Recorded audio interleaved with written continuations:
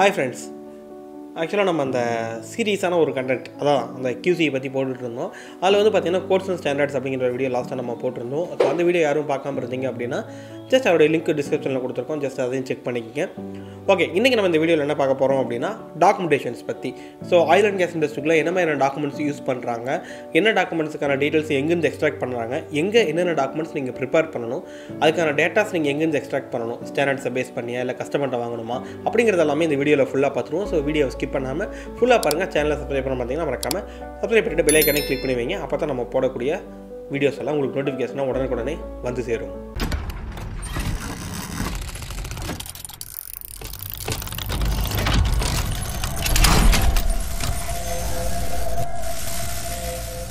So இந்த டாக்குமெண்டேஷன்னா என்ன அப்படிங்கிறத ஃபஸ்ட்டு நீங்கள் தெரிஞ்சுக்கணும். அதாவது நம்ம பண்ணக்கூடிய ஒரு விஷயத்தை ரெக்கார்ட் ஃபார்மில் வைக்க போகிறோம், அவ்வளோதான். அது எனி ரெக்கார்டாக வேணால் இருக்கலாம், பேப்பராக இருக்கலாம், வீடியோவாக இருக்கலாம், ஃபோட்டோவாக இருக்கலாம், எது வேணாலும் இருக்கலாம். So that is called documentation. It's document, அவ்வளோதான். அப்போது நம்ம ஆல்ரெடி நான் QC பற்றி நான் சொல்லும் பொழுதே சொல்லியிருந்தேன், ஒரு 4 விஷயங்களை நம்ம வந்து ரெகுலராக ஃபாலோ பண்ணோம் அப்படின்னா குவாலிட்டி வந்து ஈஸியாக நீங்கள் அச்சீவ் பண்ணிட முடியும் அப்படின்னு. ஏன்னா ரா மெட்டீரியல் குவாலிட்டியாக இருக்கணும், குவாலிட்டியான ப்ராசஸ் இருக்கணும், அண்ட் தென் குவாலிட்டியான லேபர்ஸ் இருக்கணும், குவாலிட்டியான எக்யூப்மெண்ட்ஸ் இருக்கணும். ஸோ இது 4 இருந்துச்சு அப்படின்னாவே ஆட்டோமேட்டிக்காக குவாலிட்டி உள்ளே வந்துடும் அப்படிங்கிறத நான் சொல்லியிருந்தேன். இப்போது இந்த 4 ஆஸ்பெக்டை நீங்கள் பண்ணும் பொழுது ரெக்கார்ட் பண்ண வேண்டி இருக்கும். அதுக்கு பேர் தான் டாக்குமெண்டேஷன். அது என்னெல்லாம் இருக்குது அப்படிங்கிறது. ஸோ இதிலிருந்தே நம்ம போயிட்டோம். இதிலிருந்து நம்ம வந்து QC பார்த்தோம். இப்போ அதை பேஸ் பண்ணி நான் அந்த டாக்குமெண்டேஷனையும் கொண்டு போகிறேன். ஏன்னா ஃபஸ்ட்டு விஷயம் நல்ல ரா மெட்டீரியல் இருக்கணும் அப்படிங்கிறத நம்ம சொல்லியிருந்தோம். ஓகே, இப்போ வந்து ஒரு ரா மெட்டீரியல் நல்லா இருக்கணும் அப்படிங்கிறத வந்து டாக்குமெண்ட்டில் நம்ம ப்ரூவ் பண்ணணும். சரிங்களா? மெட்டீரியல் உடச்சி காமிச்சு அதெல்லாம் பண்ணலாம், அதெல்லாம் ஃபிசிக்கலாக நீங்கள் பண்ணுறது. பட் ஒரு டாக்குமெண்ட்டில் நீங்கள் காட்டணும் அப்படின்னா, நான் ஒரு பொருள் வாங்குறேன் அப்படின்னா அந்த பொருள் வந்து குவாலிட்டியாக இருக்கா இல்லையா அப்படிங்கிறத செக் பண்ணணும். உதாரணத்துக்கு நம்ம ஒரு கடையில் போயிட்டு ஒரு மசாலா பாக்கெட் வாங்குகிறோம். ஸோ அதில் பின்னாடி திரும்பி பார்த்தோம் அப்படின்னா அதில் வந்து பார்த்திங்கன்னா அதில் என்னென்னலாம் இன்க்ரீடியன்ஸ் யூஸ் பண்ணியிருக்காங்க, அதோடைய மேனுஃபேக்சரிங் டேட் எப்போ, அது எப்போ எக்ஸ்பைரி ஆகும் அப்படிங்கிற டீட்டெயில்ஸ் இருக்கும். இதுக்கு பேர் என்ன சொல்லுவோம் அப்படின்னா ஒரு MTC அப்படின்னு வச்சுக்கோங்க. இதே தான் நம்ம ஃபீல்டில் அப்படியே பார்த்தீங்க அப்படின்னா ஒரு மெட்டீரியல் வாங்குறீங்க, ஒரு பிளேட் வாங்குறீங்க அப்படின்னா அந்த பிளேட் வந்து பார்த்திங்க அப்படின்னா என்ன ஸ்ட்ரென்த் இருக்குது, அதில் என்ன கெமிக்கல் காம்போசிஷன்ஸ்லாம் இருக்குது, எவ்வளோ டெம்பரேச்சர் அது தாங்கும் அப்படிங்கிற எல்லா டீட்டெயில்ஸுமே கொண்ட ஒரு டாக்குமெண்ட் இருக்குது. அதுக்கு பேர் என்னென்னா MTC, material test certificate. Yes, இது யார் கொடுப்பாங்க சார்? நான் வந்து ஒரு ஃபேப்ரிகேஷனில் ஒரு பாய்லர் மேனுஃபேக்சரிங் இண்டஸ்ட்ரிக்குள்ளே இருக்கிறேன் அப்படின்னா இந்த MTC யார் கொடுப்பாங்க அப்படின்னா, யார்கிட்ட நீங்கள் பிளேட்டை வாங்குறீங்களோ உங்கள் சப்ளையர் யாரோ அவங்க தான் இந்த MTC கொடுப்பாங்க. அவங்கள்ட்ட இருந்தால் நீங்கள் வாங்க முடியும். ஓகே, இந்த MTC வாங்குகிற MTCயில் வந்து பார்த்தீங்க அப்படின்னா குவாலிட்டி எப்படி இருக்கணும் அப்படிங்கிறது அதிலே ஒரு கெமிக்கல் காம்போசிஷன்ஸ் வச்சு நீங்கள் என்ன மெட்டீரியல் ஆர்டர் பண்ணீங்க அப்படிங்கிறத கண்டுபிடிச்சிருவீங்க.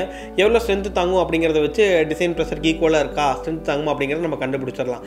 பட் இதை வந்து பார்த்தீங்கன்னா இதை மட்டுமே வச்சுட்டு நம்ம ஒர்க் ஸ்டார்ட் பண்ணுறோன்னு வச்சுக்கோங்களேன். இன்கேஸ் ஃபியூச்சரில் ஏதாச்சும் ப்ராப்ளம் வருது அப்படின்னா, இல்லைனா சில கஸ்டமர் என்ன பண்ணுவாங்கன்னா, இல்லை நீங்களே ஒரு டைம் எல்லாம் செக் பண்ணிடுங்க அப்படின்வாங்க. அப்படி இருக்கிற பட்சத்தில் ஏன்னா அந்த MTC கொடுத்த MTC நானே உங்கள்கிட்ட கொடுக்குறேன் அப்படின்னா வேற ஒரு MTC கொடுத்துட்றேன்.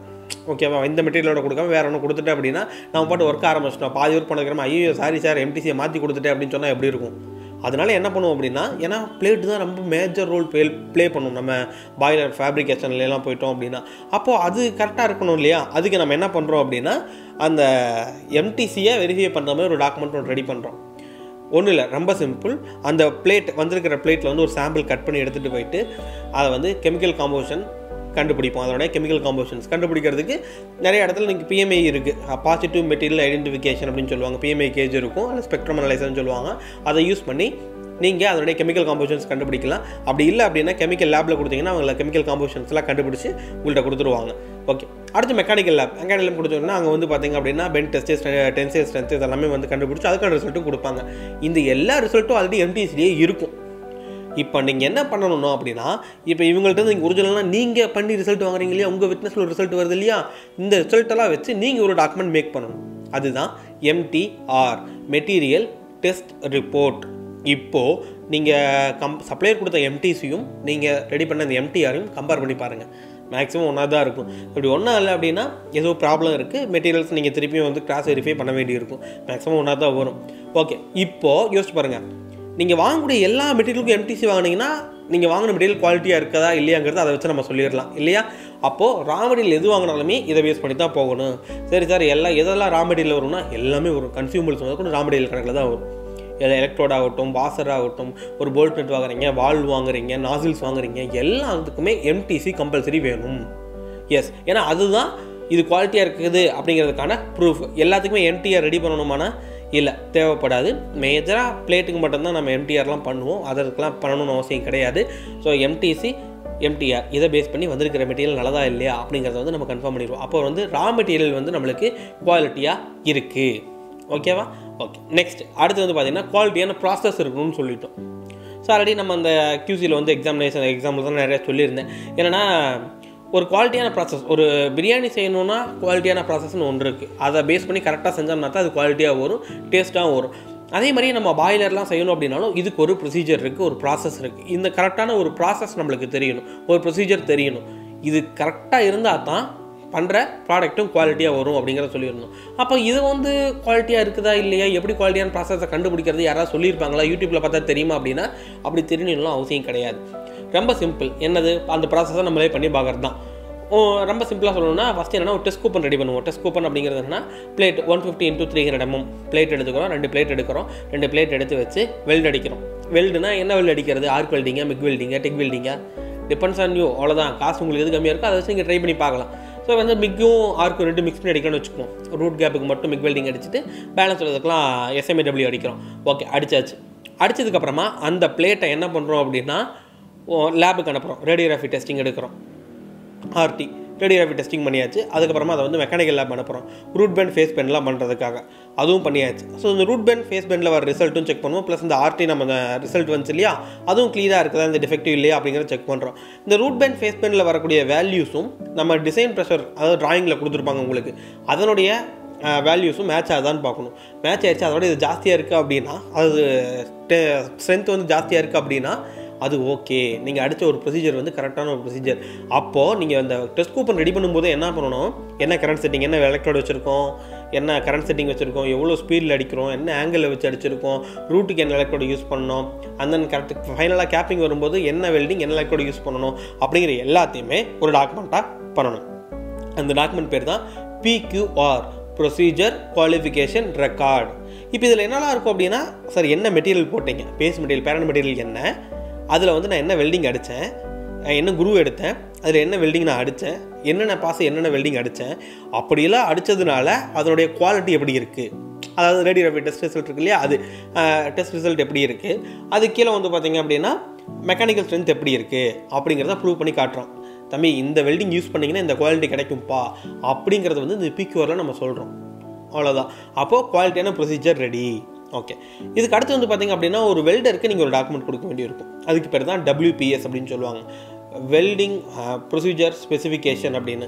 அதாவது இப்போ ஒரு வெல்டர் இருக்கிறாருன்னா, ஒரு ஜாயிண்ட் அடிக்க போகிறாருன்னா, என்ன ஜாயிண்ட்டு, என்ன கரண்ட் செட்டிங் வைக்கிறது, என்ன எலக்ட்ரோடு யூஸ் பண்ணுறது, என்ன பாஸை என்ன ஸ்பீடில் அடிக்கிறது, இப்படிங்கிறது எல்லா டவுட்டுமே அவங்களுக்கு இருக்கும். ஸோ அதெல்லாம் கிளியர் பண்ணுற மாதிரி இருக்கணும். ஸோ அந்த வெல்ட் அடிக்கிறதுக்கு தேவையான டேட்டாஸை நீங்கள் அவங்கள்ட்ட கொடுக்கணும். That is called WPS. அப்போ தான் நாளைக்கே நம்ம ஃபியூச்சரில் எடுத்து பார்க்கும்போது இந்த வெல்டிங்கில் இதெல்லாம் யூஸ் பண்ணியிருக்கோம், இது இந்த வெல்டிங்கில் என்னென்ன எலக்ட்ரோடெலாம் யூஸ் பண்ணியிருக்கோம் அப்படிங்கிறது எல்லாமே நம்மளுக்கு கிளியராக இருக்கும். அதுக்காக டாக்குமெண்ட் பண்ணுறோம்.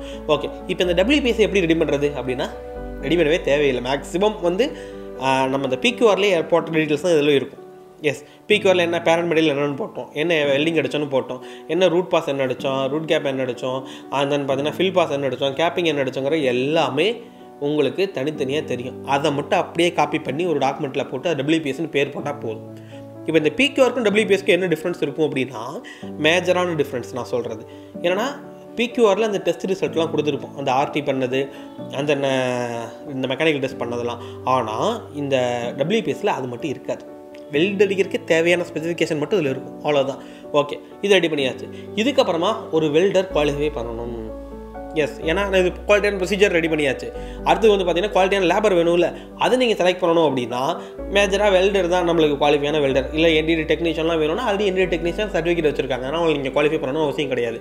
ஸோ வெல்டர் தான் நம்மளுக்கு மேஜர் ரோல் ப்ளே பண்ணுறதுனால வெல்டரை குவாலிஃபை பண்ணணும். இப்போ வெல்டர் குவாலிஃபை பண்ணுறது எப்படிங்கிறது தனியாக ஒரு வீடியோவில் ஃபுல் டீட்டெயிலாக சொல்கிறேன். இப்போ நான் சிம்பிளாக சொல்கிறேன். ஸோ வெல்டரை குவாலிஃபை பண்ணுறதுக்கு என்ன பண்ணுவோம் அப்படின்னா, அவர்கிட்ட ஒரு பிளேட்டை கட் பண்ணி கையில் கொடுக்குறோம். அது டெஸ்ட் கூப்பன் 150 × 300 mm 2 பிளேட்டை கட் பண்ணி கையில் கொடுத்துட்டு இதை வெல்ட் அடிக்க சொல்கிறோம். அவர் கேட்பார், என்ன வெல்டிங் அடிக்கிறது சார், என்ன கரண்ட் செட்டிங் வைக்கிறது அப்படிங்கிறதெல்லாம் கேட்பார். இதெல்லாம் ஆல்ரெடி நம்ம WPSல வச்சுருக்கோம். எடுத்து அவர் கையில் கொடுத்துட்டா அவர் பாட்டுக்கு அது அந்த ப்ரொசீஜர் படி வெல்ட் அடிப்பார். ஸோ வெல்ட் அடித்ததை நம்ம வந்து என்ன பண்ணுறோம்னா ரேடியோகிராஃபி டெஸ்டிங் அனுப்புகிறோம், மெக்கானிக்கல் டெஸ்ட்டும் அனுப்புகிறோம். ஓகே, இப்போ அதிலிருந்து ஒரு ரிசல்ட் வரும், ஒரு ரிப்போர்ட் வரும். இந்த ரிப்போர்ட்டையும் நம்ம பிக்யூரில் வச்சுருக்கோம் இல்லையா ஒரு ரிப்போர்ட்டு, அந்த ரிப்போர்ட்டும் சேமாக இருக்கான்னு செக் பண்ணிக்கணும். சேமாக இருந்துச்சுன்னா இவர் வந்து கரெக்டாக ரெக்வயர்டு ஸ்ட்ரென்த்துக்கு வந்து அடிச்சிருக்காரு, இவர் அடித்த வெல்டு வந்து குவாலிட்டியாக இருக்குது அப்படிங்கிறது தான் அர்த்தம். அப்படி இருந்துச்சு அப்படின்னா அவருக்கு ஒரு டாக்குமெண்ட்டை கொடுத்துடணும், ஒரு certificate, WQC WQT welder qualification certificate or welder qualification test அப்படின்னு சொல்லுவாங்க. இப்போ அதில் என்னென்ன டேட்டாஸ்லாம் இருக்கும் அப்படின்னா அந்த வெல்டர் நேமு, என்ன பிளேட் வெல்ட் அடித்தார், என்ன திக்னஸ் யூஸ் பண்ணார், என்ன வெல்டிங் ப்ராசஸ், என்ன பொசிஷனில் வெல்டிங் அடித்தார், பிளேட்டா பைப்பா, இப்படிங்கிற எல்லா டேட்டாஸும் அதில் இருக்கும். இதுக்கப்புறமா அவர் எவ்வளோ வரைக்கும் அடிக்கலாம், இப்போ ஒரு 12 mm பிளேட் திக்னஸில் வெல்ட் அடிச்சிருக்காருன்னா அவர் இதுக்கப்புறமா 14 அடிக்கலாமா, 16 அடிக்கலாமா, 18 அடிக்கலாமா, 20 அடிக்கலாமா, அப்படிங்கிறது எல்லா டேட்டாஸுமே இந்த வெல்டர் குவாலிஃபிகேஷன் சர்டிஃபிகேட்டில் இருக்கும். இதை விட ஒருபடி கொஞ்சம் மேலே போய் உங்கள் கம்பெனியில் நீங்கள் இன்னும் கொஞ்சம் பெட்டராக இருக்கணும் அப்படின்னா ஒரு சின்ன ஒரு ஐடி கார்டு ஒன்று ரெடி பண்ணுங்கள். வெல்டர்ஸ்க்குலாம் ஐடி கார்டு ரெடி பண்ணி ஐடி கார்டும் கொடுத்துட்டிங்கன்னா உங்களுக்கு இன்னும் ஈஸியாக இருக்கும். நாளைக்கு கிளைண்ட்டே வந்தாலும் ஸோ எங்கள்கிட்ட குவாலிட்டியான வெல்டர்ஸ் இருக்காங்க, ஐடி கார்டு வச்சுருக்கிறவங்களாம் டெஸ்ட் அடித்த வெல்டர்ஸ், அவங்களுக்குலாம் சர்டிஃபிகேட் எங்கள்கிட்ட இருக்குது அப்படின்னு காட்டுறதுக்கு இன்னும் உங்களுக்கு ஒரு பெரிய விஷயமா இருக்கும். இதுவும் கண்டிப்பாக கிளைண்ட் சைட்லேருந்து வர்றாங்கன்னா கேட்பாங்க. அதனால் பெரும்பாலான கம்பெனிஸ் இந்த வெல்டர் குவாலிஃபிகேஷன் பண்ணணும். வெல்டர் குவாலிஃபிகேஷன் எப்படி பண்ணுங்கிறது தனியாக ஒரு வீடியோவில் நான் சொல்கிறேன். ஓகே, இப்போ குவாலிட்டியான லேபரும் ரெடி. அடுத்து வந்து குவாலிட்டியான எக்யூப்மெண்ட்ஸ் வேணும் இல்லையா, நீங்கள் யூஸ் பண்ணுற வெர்னியரோ இல்லை நம்ம டெஸ்டிங் என்டிடி டெஸ்டிங் மிஷின்ஸை யூடி அந்த மாதிரி எது எடுத்துக்கலாம் சரி, அது கரெக்டாக வேலை செய்யுதா இல்லையா, தப்பாக ரிசல்ட் காமிச்சுன்னா நம்மளுக்கு தெரியும். அதனால அதுக்கெல்லாம் கேலிப்ரேஷன் சர்டிஃபிகேட் நம்ம வாங்கணும். அதுதான் அதோடைய குவாலிட்டி.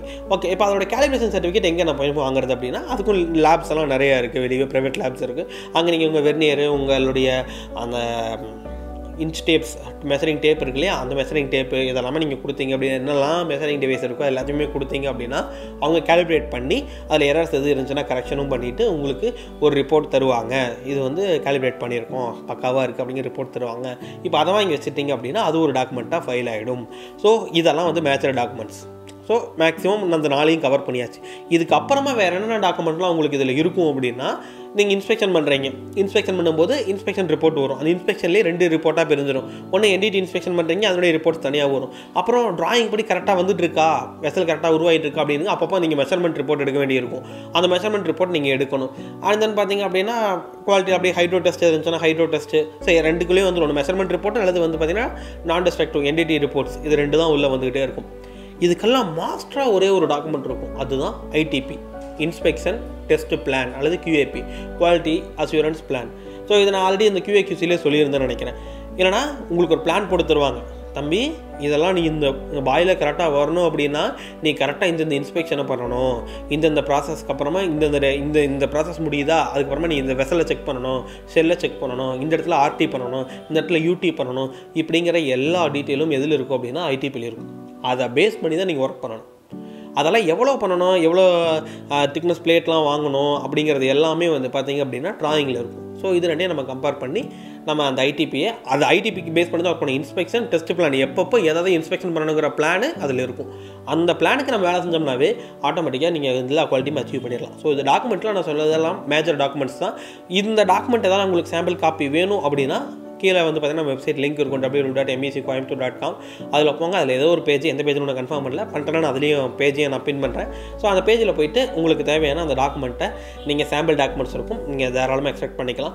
ஓகே, இதுக்கு அடுத்து வந்து பார்த்தீங்க அப்படின்னா நம்ம இன்னும் இந்த கேஸ்லேயே வந்து பார்த்தீங்கன்னா ட்ராயிங் எப்படி வியூ பண்ணணும், வெல்டர் எப்படி குவாலிஃபை பண்ணணும், ஃபேப்ரிகேஷன் என்னென்ன ப்ராசஸ் இருக்குது அப்படிங்கிறதுலாம் அடுத்து வரக்கூடிய வீடியோஸ்லாம் நம்ம பார்ப்போம். ஸோ வீடியோ பிடிச்சிருந்துச்சுன்னா லைக் பண்ணுங்கள், உங்கள் ஃப்ரெண்ட்ஸுக்கும் ஷேர் பண்ணுங்கள். உங்களோட சஜஷன் எதுவாக இருந்தாலும் கமெண்ட்டில் மறக்காமல் சொல்லுங்கள். சேனலை இப்போவும் சப்ஸ்கிரைப் பண்ண பார்த்தீங்கன்னா மறக்காம சப்ஸ்கிரைப் பண்ணிட்டு பெல் ஐக்கானை கிளிக் பண்ணி வைங்க.